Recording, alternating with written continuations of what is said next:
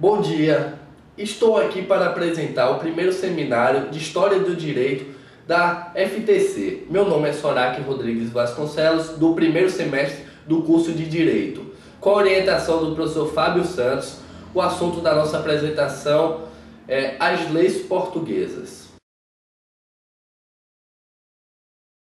Os lusitanos, mesmo depois da romanização, mantiveram os traços básicos de sua cultura, influenciados às bases sociais da cultura portuguesa. Com a chegada dos romanos na península, os lusitanos, embora ainda resistentes, entretanto acabaram absorvendo a cultura dos invasores. No final do primeiro século foi feita uma reforma administrativa por Roma, dividindo a península em 3 províncias.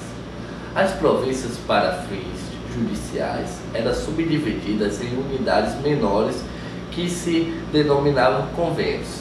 A romanização foi coroada em 212 d.C., com a Constituição Antoniana, que concedeu cidadania romana a todos os habitantes do Império. A partir do início do século V d.C., os germânicos começaram a penetrar na Península Ibérica, e com o apoio dos romanos, o direito visigótico passa a dominar esta região.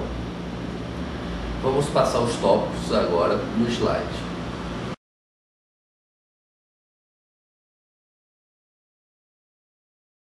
Após a morte de Maomé, foi formado um Estado teocrático militar, governado por califas, chefe político-religioso.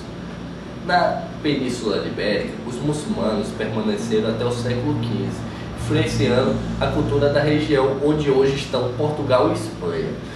O direito muçulmano se personalizavam em razão do credo da pessoa, ao contrário do direito visigótico, que utilizava a raça do indivíduo. Vamos passar agora alguns tópicos no slide.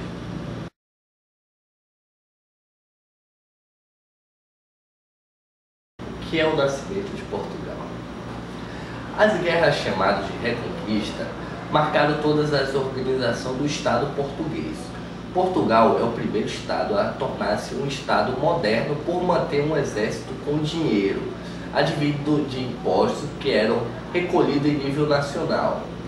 O reino de Diniz, entre 1279 e 1325, considerando o mais importante por modificar a língua em todo o território, impondo o português.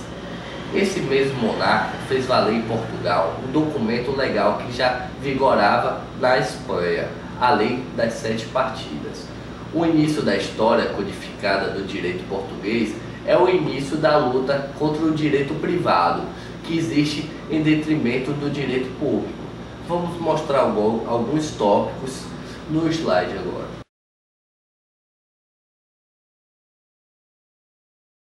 São divididos em 3 partes.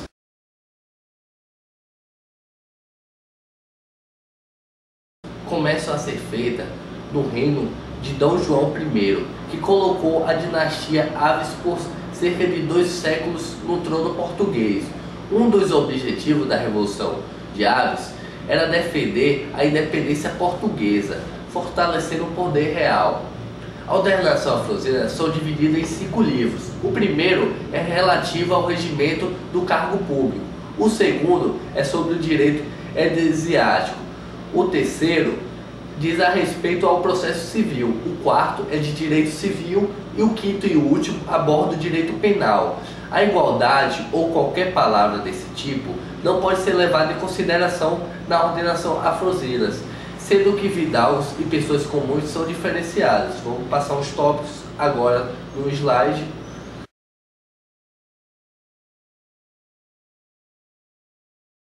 Em 1505, Dom Manuel pediu a restauração da ordenação afrosinas, que passa a ser chamada ordenação manuelina. A ordenação manuelina trata de maneira mais específica as questões do direito marítimo, de contratos e de mercadores.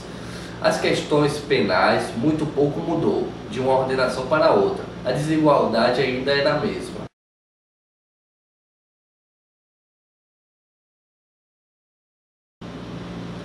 Dom Sebastião, que assumiu o trono aos 14 anos em 1571, Ele desejava ser herói e conseguiu ser para muitos.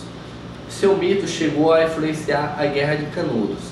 Em 1578, ele saiu de Portugal para combater os infiéis, no caso os muçulmanos, e disseminar a fé cristã.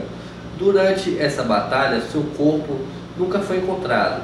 Por não possuir herdeiro, seu tio-avô, D. Sebastião, que faleceu logo depois, extinguiu-se a dinastia de Aves, abrindo uma crise dinástica.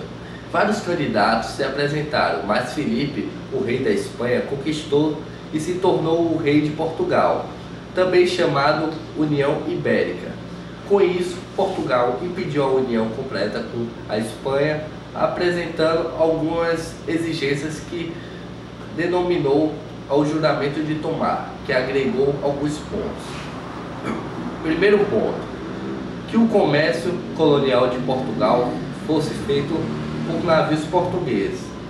No campo administrativo, os portugueses continuavam no seu cargo.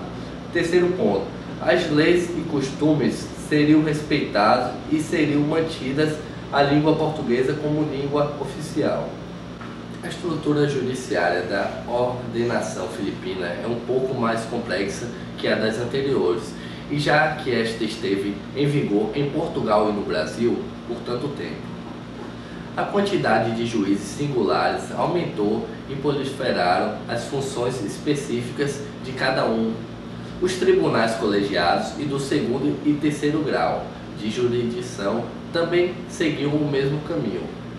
No geral, os autores defendem que as ordenações filipinas foram baseadas e mantiveram basicamente a mesma estrutura das ordenações afrosianas e manuelistas. Contudo, afirmo que as ordenações filipinas tiveram visão mais ampla, era um código mais vasto.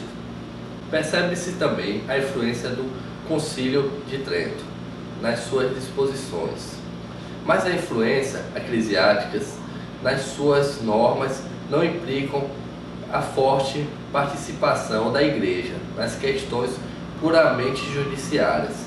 Pelo contrário, inúmeros acordões e sentenças atestavam a redução da influência do poder espiritual na justiça. Por vezes negava-se competência ao tribunal eclesiásticos para se pronunciar a respeito de crimes comuns, o que levará a vários casos de conflitos judiciários. As ordenações trouxeram melhor técnica de sentença, redação mais própria às decisões judiciais, terminologia mais adequada, melhor fundamentação no julgamento, algumas bases legais nos argumentos, apesar das desumanas penas aplicadas. Muitas das relações judiciais ali criadas tiveram vigências por mais de 3 séculos. Em 1640, quando Dom João assume o poder como rei de Portugal e Algarves, esperavam-se revogar as ordenações filipinas impostas por reis espanhóis e fizesse surgir novas normas para vigorar em Portugal e suas possessões. No entanto, por lei de 29 de janeiro de 1643, Dom João confirma as ordens filipinas. Não se fez sequer restrições das ordens. O novo rei determinou apenas a impressão de algumas folhas para substituir com o nome e o de Filipe IV nas páginas iniciais do código. Correram séculos, reis e rainhas se sucederam na administração da coroa e a ordenação filipina sobreviveram, adequando às necessidades dos povos e dos tempos.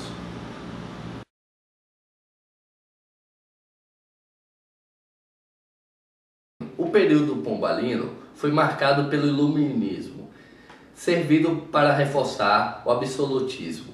Com base nisso, o rei Dom José II nomeou como secretário de Estado o homem que reformaria o Estado português, trazendo mais estabilidade e modernização. Esse se chamava Marquês de Pombal e de se imaginar que os objetivos do Marquês baseassem no fortalecimento do Estado, visando a reforçar o absolutismo, mesmo em detrimento da burguesia, de uma parte da nobreza e do clero. Agora vamos citar algumas das suas ações. Centralização administrativa levada ao extremo como meio de restaurar a economia portuguesa, que apresentava problemas pela dependência com a Inglaterra. Caráter publicista da legislação, mesmo que visasse a fortalecer o poder real. Criação de documentos legais para fortalecer a justiça criminal, alvará de 28/7/1751. Modernização da ordem jurídica portuguesa, a partir da lei da boa razão, que reformulava a estrutura jurídica do direito subsidiário. Quer dizer, direito romano só aplicado se correspondente aos princípios do direito natural ou do direito das gentes. Reforma dos estatutos da universidade, inclusão de cadeias de direito natural, história do direito romano e do direito pátrio, direito público, universal e direito das gentes. Estudo do direito pátrio como uma forma de ensino da interpretação e execução das leis, considerando o macro para a época. Chegamos ao momento final desta apresentação. Vamos falar agora das constituições portuguesas. Gostaria de chamar a atenção dos senhores para o fato que marcaram as constituições portuguesas. A aprovação do projeto de base da Constituição Portuguesa, 1821, como uma forma de apresentação dos princípios que norteariam a substituição da antiga legislação pelos ideais iluministas da RF, instaurando um novo pacto social.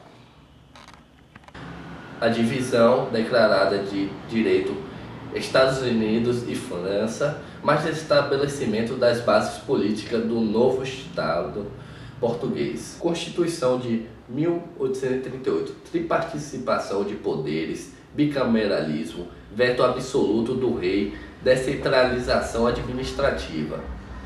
1842, golpe de Estado, restaurou a Constituição de 1826, que permaneceu até a proclamação da República em 1910. Constituição de 1911, baseada na Constituição Brasileira de 1891 e 1822. 1926, revolta militar, instaurando a ditadura. Democratizando em 1976 com a promulgação da última Constituição.